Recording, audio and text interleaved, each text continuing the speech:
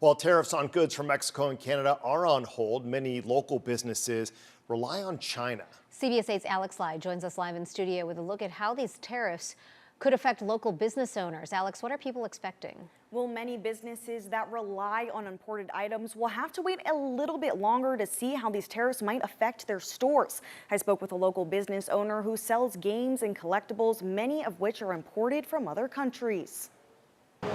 Sean Johnson is the owner of Brute Force Games in Kearney Mesa. Since President Trump's latest threats of heavy tariffs, he's been considering how that could affect his business. We know that board games is going to be heavily affected, so we've already sort of understood that. We're sort of preparing for the worst in that regard. Most board games he carries are manufactured in China. While President Trump temporarily backed away from his threat to impose steep tariffs on Mexico and Canada, U.S. tariffs on China went into effect tonight. If there are no new developments, goods from China will be charged a 10% tax. We'll probably have to change our pricing, but we haven't really been told what new pricing is going to be. So until we know what that is, we won't know what our prices are going to be. The good news, it isn't a deal breaker for his business. We would probably just have to pivot to a different product line to sort of fill that space. As far as the rest of Brute Force's inventory, Johnson says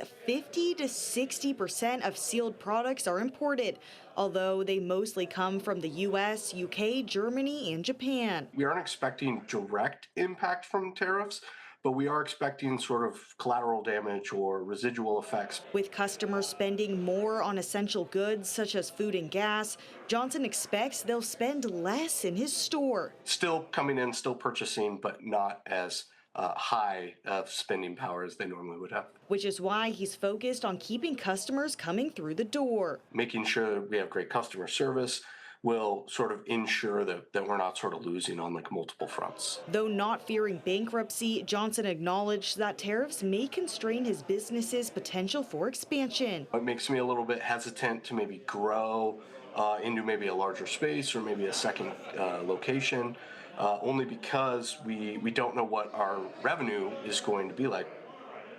And this trade war between the White House and China's government is still developing, and we'll keep you updated on any changes. Meantime, Sean Johnson says there's not too many ways to prepare until then. Stephen, Marcella. Alex, it sounds like a lot of his products are from overseas. So did he talk about perhaps buying more local products or domestic products, things made in the U.S.? Yeah, well, I asked him about that. He said that as a local business owner himself, he already does support locally and buys from local suppliers, but he says he may start prioritizing them even if tariffs rise, and if prices for board games get too high, he may have to stop carrying them altogether.